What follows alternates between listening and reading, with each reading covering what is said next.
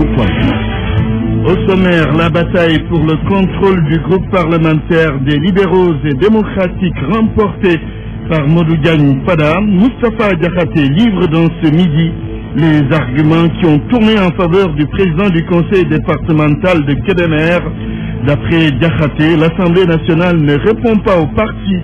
Les arguments du président du groupe Benno Bokk Yakaar ont été battus en brèche par le porte-parole du PDS. Vous entendrez Babacar Gaye dans ce midi. Et que faut-il comprendre dans cette affaire? C'est que Maître Wade n'a plus une certaine mainmise sur son parti, à suivre le commentaire d'RFM. Les 17 pêcheurs saint-louisiens qui étaient arrêtés par la marine marocaine libérés, ils sont arrivés hier à Rosso, Sénégal. Pacte de stabilité sociale dans le secteur de l'éducation, le président Macky Sall veut qu'il soit signé avant fin décembre. Mamadou Diop Castro s'en réjouit, mais pense que tous les préalables ne sont pas réunis. Forte pluie ce matin à Dakar, c'est 15 octobre. La météo explique ce qui s'est passé. Cela n'arrive pas tous les ans, mais 2015 est une année humide. L'actualité internationale, Binta Diallo, bonjour. Bonjour Antoine. Les titres. Guinée, les premiers résultats provisoires favorables au président sortant Alpha Condé. L'opposition se radicalise, pas question de reconnaître ces résultats. Les États-Unis au secours du Cameroun, 300 GIs dans la lutte contre Boko Haram. Une première à saluer, a dit Dr Bakary Samb. Une semaine de deuil national au Bénin. L'ancien président Mathieu Kérékou a disparu hier soir des suites d'une longue maladie. Les titres sport, Malal Junior Diagne, bonjour. Bonjour Antoine, finale du championnat national chez les hommes ce week-end. L'université Gaston Berger part favori face à l'équipe de Dakar Université Club. Bon nombre de spécialistes pensent que les étudiants de Sanar sont mieux armés pour remporter ce titre de champion 2016. Football CHAN 2016, les Lions doivent se qualifier à Bamako face à la Guinée. Quel est l'objectif donc du Sénégal? Pour bon nombre de techniciens, l'équipe de Moustapha Seck a les moyens de finir avec un bon résultat à Bamako pour aborder sereinement la manche retour basketball après le titre de champion d'Afrique du Sénégal. Les Lions reçus ce matin par l'ancien président du CNB. Et puis point de vue sur les derniers développements à propos du contrôle du groupe parlementaire des libéraux et démocrates. Quelles conséquences sur la marche du PDS? Point de vue vers 12h30. Bienvenue à toutes et à tous. Mesdames, Messieurs, bonjour. La bataille a été remportée par Modou Diagne Fada. Le bureau de l'Assemblée nationale a finalement reconnu le président du conseil départemental de Kébémer comme patron du groupe parlementaire des libéraux et démocrates au détriment d'Aïdan Mbodj. Mais quels sont les arguments qui ont prévalu? D'après Moustapha Diakhaté, président du groupe Benno Bokk Yakaar, Oumar Sarr, coordonnateur du PDS et député simple, ne peut pas s'adresser au président de l'Assemblée nationale sur cette question précise. Sa lettre a été déclarée irrecevable et l'Assemblée ne répond pas au parti. Moustapha Diakhaté est au micro d'El Hadj Assane Dieye. Le bureau de l'Assemblée nationale a pris sa décision de considérer comme irrecevable la lettre que l'honorable député Oumar Sarr a bien voulu adresser à l'Assemblée nationale pour désigner Aïda Mbodj comme présidente du nouveau groupe. Et qu'en conséquence, le président statutaire légitime du groupe libéral démocratique reste Modou Diagne Fada. Et quels ont été les arguments du bureau pour prendre une telle décision? Bon, d'abord, le premier argument, c'est que Oumar Sarr, en tant que député et en tant que responsable du Parti démocratique, ne peut pas s'adresser à l'Assemblée nationale, encore moins à son président. Je crois qu'ils ont commis une erreur. Il fallait que le nouveau président du groupe désigné écrive lui-même ou elle-même au président de l'Assemblée nationale pour l'informer des changements apportés au niveau de leur groupe. C'est une erreur substantielle parce que la lettre ne pouvait pas être irrecevable. Par conséquent, la décision qui a été retenue ne pouvait pas être actée par l'Assemblée nationale. Les arguments de Moustapha Diakhaté ont été battus en brèche par le porte-parole du PDS. D'après Babacar Gaye, ce n'est pas le président de l'Assemblée nationale qui doit choisir la personne qui dirige un groupe parlementaire. Il explique que le règlement intérieur de l'Assemblée dit le contraire de ce qui a été avancé comme argument. Babacar Gaye avec Babacar Fall. Dans le règlement intérieur de l'Assemblée nationale, en son article 20, alinéa 1er, il est expressément dit que les députés peuvent s'organiser en groupe en remettant au début de la première session de la législature à la présidence une déclaration de politique signée de ses membres. Avec la notion après en août 2015 sur le règlement intérieur de l'Assemblée nationale, on a ajouté pour préciser que la formation du groupe parlementaire est une affaire annuelle, que pour les autres sessions, la constitution du groupe se fait sous les mêmes formes. Les autres sessions de la législature, la déclaration politique de constitution du groupe est remise au président de l'Assemblée nationale dans les mêmes formes. Voilà ce que dit l'alinéa 3 de l'article 20. Pour ce qui concerne l'argument des modifications à apporter au groupe parlementaire, là aussi, Moustapha Niasse et ses amis ont tout faux. Car il s'agit de modifications qui seront, selon la loi, apportées au groupe parlementaire une fois constitué. On considère que le groupe peut être modifié à tout instant. C'est-à-dire, pendant la session, on peut avoir un député qui démissionne, on peut avoir un député radié parce qu'il ne plus fait partie du groupe, on peut avoir un député non inscrit qui veut intégrer le groupe parlementaire en question. C'est en cela qu'on donne un pouvoir au président du groupe parlementaire déjà choisi, qui a déjà officié la prérogative de valider justement l'entrée, l'adhésion ou l'affiliation de ce député. Voilà ce que dit de manière très claire le règlement intérieur. Moustapha Niasse, l'Assemblée nationale et toutes les personnes qui soutiennent aujourd'hui l'initiative de Modiane Fada ne semblent être dans une démarche politique. Babacar Gaye, porte-parole du PDS. Le coup politique orchestré par Maître Abdoulaye Wade a tout simplement avorté. Modiane Fada passe et d'un vote recalé. Cela prouve d'abord que le secrétaire général du PDS n'a plus une certaine mainmise sur son parti. Ensuite, à travers ce revers, Maître Wade devra apprendre à dissocier les affaires du parti des affaires du Parlement. Un commentaire signé El Hadj Ndiogoudienne. Le fort n'est jamais assez fort pour être toujours le plus fort, écrivait Jean-Jacques Rousseau. Cette assertion du célèbre écrivain français est illustrée à merveille par la situation au PDS. Maître Abdoulaye Wade, à force de jouer au plus fort, a fini par perdre sa force.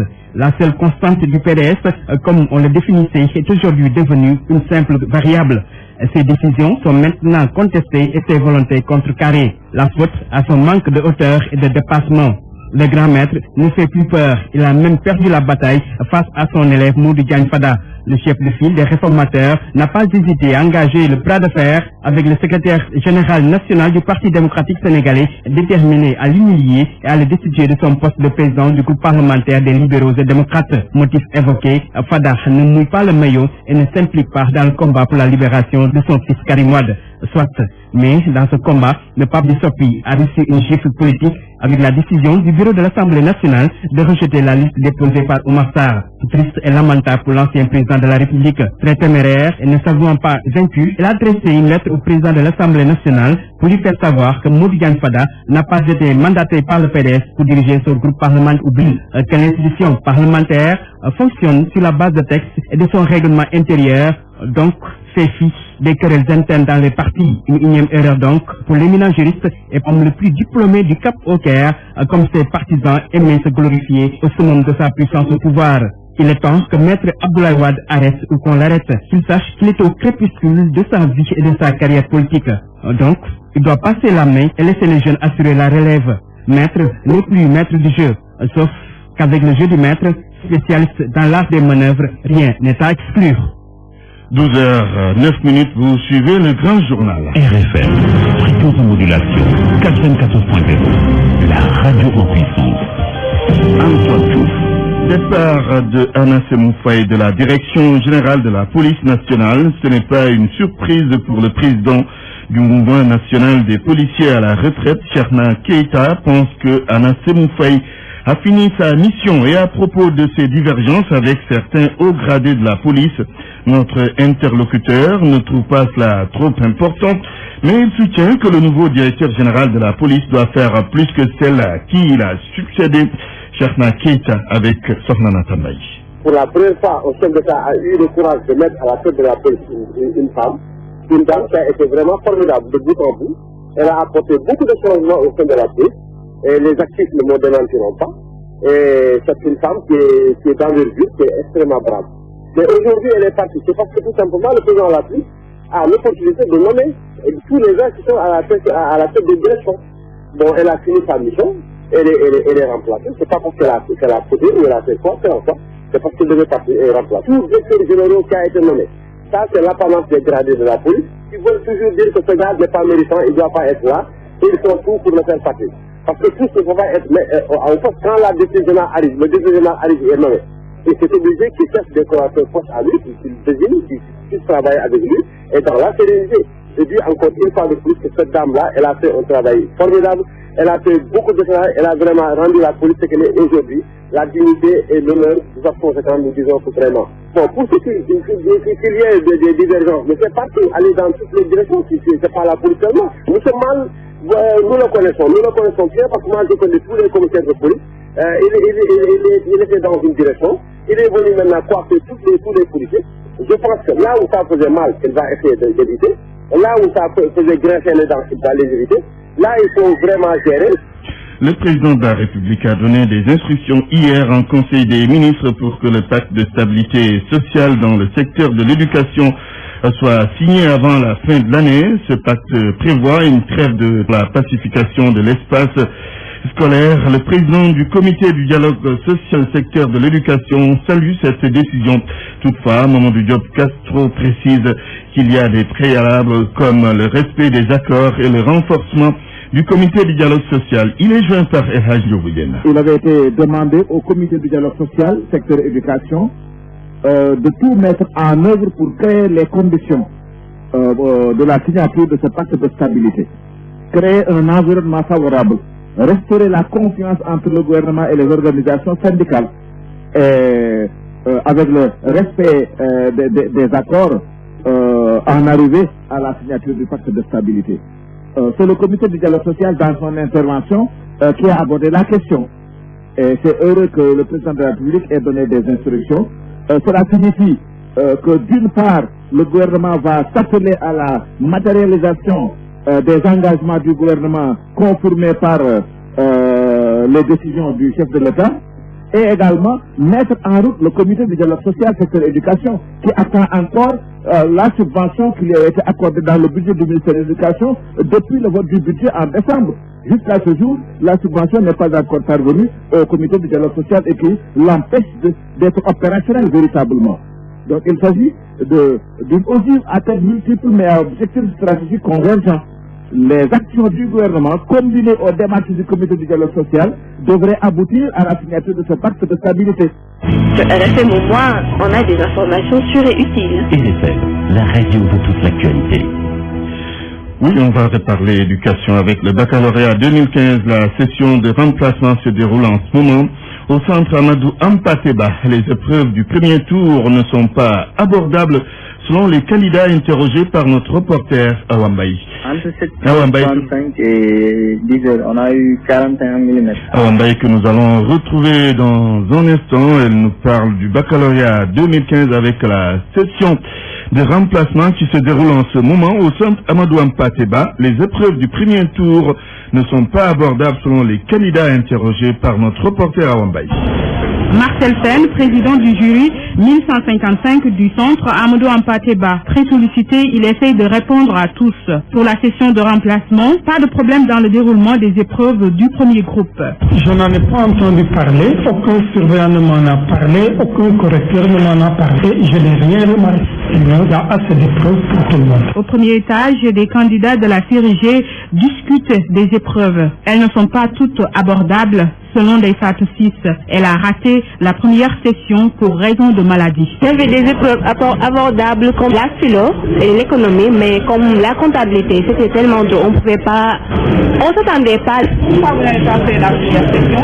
J'étais malade. Mohamedou Saloundoy, un autre candidat, il pensait que les épreuves de cette session seraient beaucoup plus abordables, mais apparemment non. Bon, un peu abordable, hein? Moi je crois que ça serait beaucoup plus facile que ça, mais c'est difficile en fait. Ouais, c'est un peu difficile quand même. Et cette candidate, elle n'est pas sûre de terminer l'examen. Elle tousse et observe une pause pour espérer reprendre son souffle. Il a plu ce matin à Dakar. La météo rassure. 2015 est une année humide et c'est le cours normal des choses.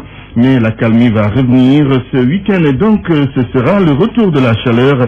Écoutons Pape Ngordiaï du service national de la météo. Il est au téléphone de Mantouré. Entre 7h35 et 10h, on a eu 41 mm à Dakar. En regardant un peu la climatologie, les 30 dernières années, on voit qu'il y a eu des années où il y a eu des pluies au-delà même du 20, voire même le 26 octobre. Donc c'est pas une situation exceptionnelle, mais on peut surtout retenir une année humide. Est-ce que c'est dû à un changement climatique? Non, il faut éviter ce terme quand même. Parce que changement climatique, ça ne rime pas forcément avec fortitude. Donc, changement climatique, ça peut être, donc c'est un processus de plusieurs années, donc qui peut impacter sur un hivernage en termes de forte pluie, ou bien même en termes de sécheresse. Donc, on peut avoir une année déficitaire, alors qu'on est dans le contexte d'un changement climatique. Actuellement, en regardant un peu la situation, on voit qu'à partir du week-end, on va noter une nette baisse des activités de pluie sur le pays, notamment au niveau des localités nord et centre. Actuellement, on est toujours en été et qu'il est normal qu'après la fin de l'hivernage, qu'il y ait une période où il fera chaud. L'actualité internationale. L'actualité avec Binta Diallo. D'abord, la Guinée. Les premiers résultats provisoires de la présidentielle sont favorables au président sortant Alpha Condé. Les résultats provisoires tombent depuis hier au compte-gouttes en Guinée. Ils sont favorables au président Condé. L'opposition campe sur sa position. Elle ne reconnaîtra pas les résultats issus des urnes, a-t-elle dit. Nous allons retrouver à Conakry notre correspondant Zakaria Kamara. Le président sortant Alpha Condé et le chef de file de l'opposition ont fait de bons résultats dans quelques circonscriptions. Les résultats publiés par Bakary Fofana, président de la Commission électorale nationale indépendante, et par région, dont par exemple M. Diallo, vainqueur à Dakar avec plus de 60% de suffrages, alors que M. Condé occupe la tête en France avec 45% de suffrages. L'ancien Premier ministre Sidia Touré et le ministre conseiller à la présidence Papakoli Kourouma occupent le second rang. Les 4 autres candidats occupent le bas du tableau avec moins de 1% de suffrages exprimés. Les résultats provisoires concernent les régions d'Europe, une partie de l'Afrique et quelques circonscriptions des régions de Zéro-Corée, de Labé, de Farana et de Conakry. Ces résultats sont partiels et provisoires. Ils seront certainement complétés dans les heures qui suivent.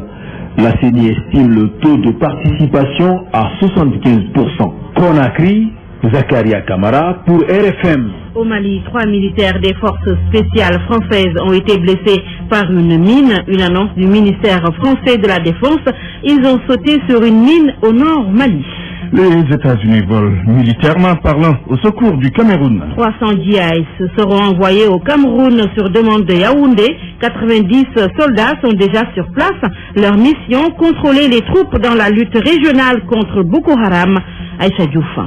À la demande du gouvernement de Yaoundé, les États-Unis vont envoyer 300 militaires au Cameroun. L'annonce a été faite par la Maison-Blanche. Dans le cadre de la lutte régionale contre l'État islamique nigérien, 90 hommes sont déjà sur place depuis lundi. Le nombre de spécialistes du renseignement va atteindre 300 dans les semaines à venir. Ils vont travailler en coordination avec le gouvernement camerounais, déclare le porte-parole de Barack Obama. Le Cameroun fait partie de la coalition contre les insurgés de Boko Haram qui sont responsables de plusieurs attentats sanglants bien au-delà du nord-est du Nigeria. Afin de lutter contre leur expansion et de toute autre organisation extrémiste, le ministère de la Défense camerounais a signé un partenariat avec les États-Unis qui vont mettre à leur disposition les compétences de l'armée américaine. Les soldats envoyés par Obama disposeront de drones de surveillance non armés, précise une source camerounaise. Leur mission consistera à surveiller les frontières et sans doute une partie de l'État de Bono. Les militaires camerounais se félicitent de l'engagement militaire américain. Les 300 soldats n'auront pas une mission de combat, mais de contrôle des troupes.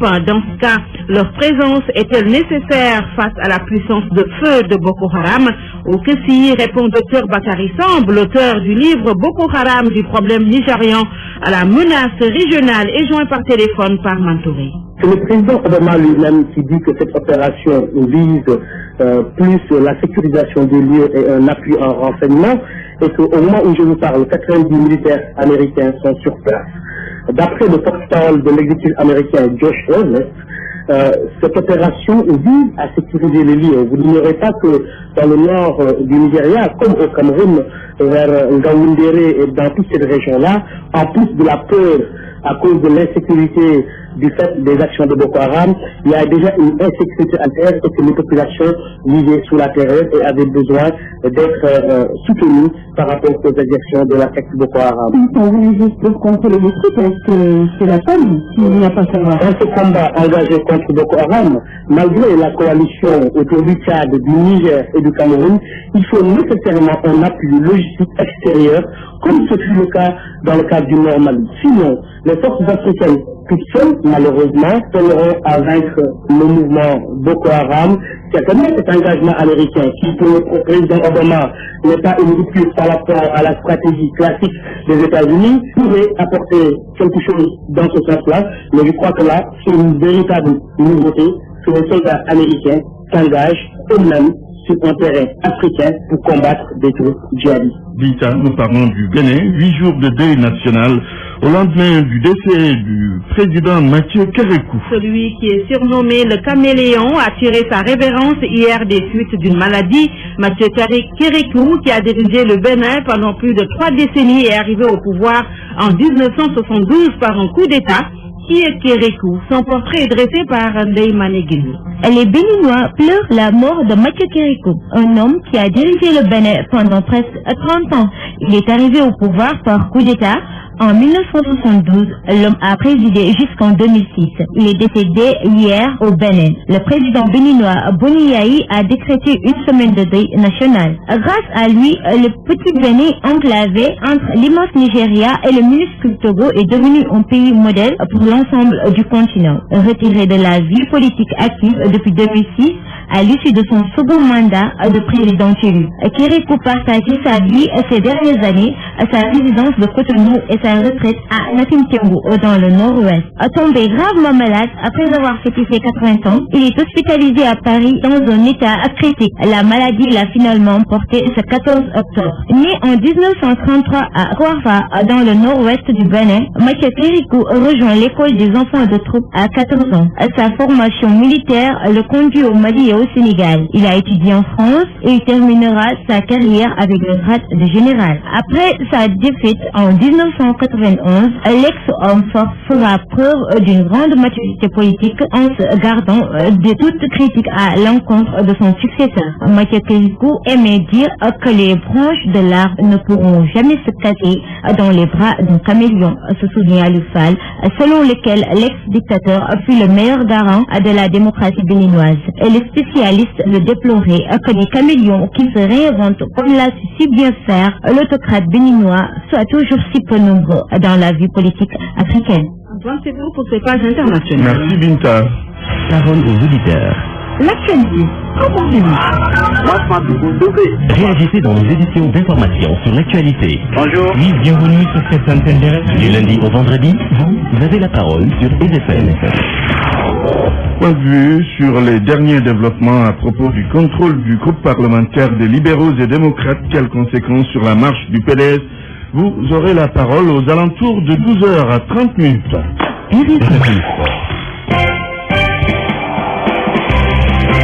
Malal Junior Gagne, rebonjour. Rebonjour Antoine. Du basket en ouverture de cette page des sports, les étudiants de l'université Gaston Berger de Saint-Louis favoris pour la finale des play-offs 2015. C'est pour le samedi prochain. Ils seront opposés aux étudiants du Dakar University Club, mais pour bon nombre d'observateurs, ceux de Sana sont mieux outillés avec la régularité et la constance dans le groupe. Ibrahima Djemé, entraîneur de Mermoz Basket Club, a livré son analyse ce matin. Il est avec RFM. Ça va être un match très difficile pour les deux équipes parce que vous savez, ils sont restés très longtemps sans jouer au basket avec l'arrêt qu'il y avait, donc il y a des problèmes. Mais pour moi, je pense que c'est le GBA qui est favori parce que vu qu'ils ont perdu beaucoup de joueurs et que c'était des joueurs cadres, donc ils ont beaucoup de problèmes à trouver leur rythme. C'est pourquoi je pense que l'UGB sera vraiment favori. Moi, je pense que c'est ça le match haché, parce que vous savez, quand tu restes 2 mois ou bien 1 mois et demi sans jouer, il ne faut pas avoir le même rendement. Donc c'est ça. Je crois qu'on va prendre un match très très haché. Il y aura le sport. Bon, je pense qu'ils ne vont pas dépasser les 70 points. Donc ça va être un match très très haché, quoi. Du côté donc des deux universités, l'on se prépare à 48 heures de cette finale. Chacune des deux équipes se prépare et se mobilise pour remporter ce championnat. C'est donc la 5e fois que les équipes se rencontrent pour cette année sportive. Sodetian. Duc, UGB, une finale très importante pour les deux clubs universitaires. Deux protagonistes qui se connaissent bien pour avoir disputé 3 finales du genre, dont 2 remportées par Duc en 2009 et 2013 et une pour l'UGB en donnant les deux clubs se sont rencontrés à 4 reprises et 2 victoires pour chaque club. Alors, va-t-on vers une finale à chance égale pour les deux équipes? Ahmed Dian, président section basket de l'UGB, confirme. Comme c'est le but, nous partons avec 50-50 facile des deux équipes. Donc c'est le match où c'est véritablement le résultat qui joue sur des détails.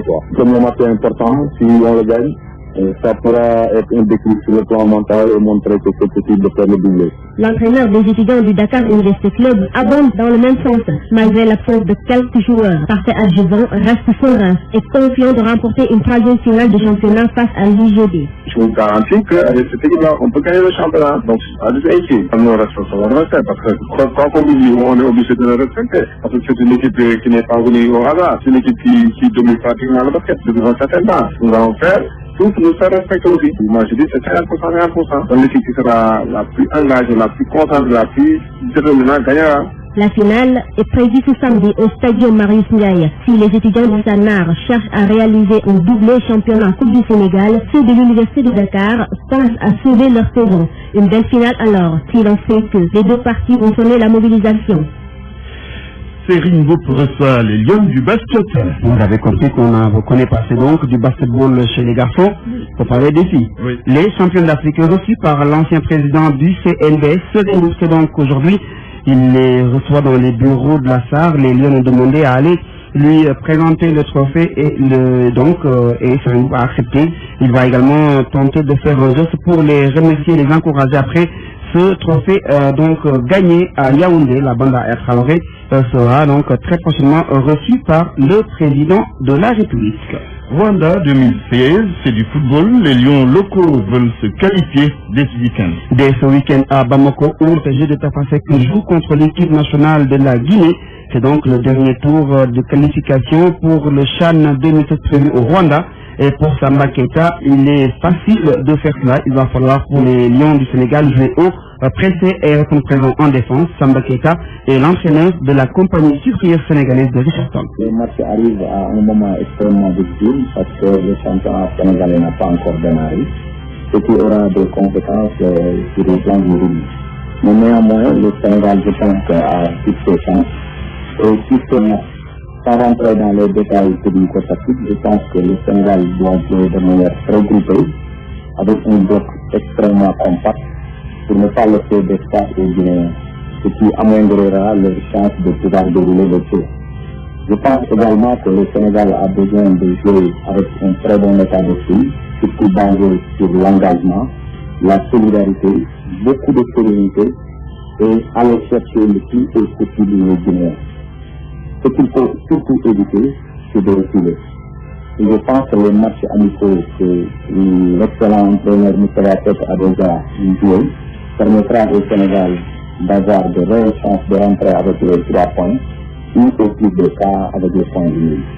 Donc je pense que sur ce match, si on joue de manière très groupée, en laissant le minimum d'espace et en allant aussi chercher les Guinéens très haut, le Sénégal a des chances de pouvoir faire cette lutte et de pouvoir effectivement essayer de combler ce gap dû au manque de compétition. Samba Keita siffle la fin de cette page de sport, Antoine. Merci Malal Junior Diagne.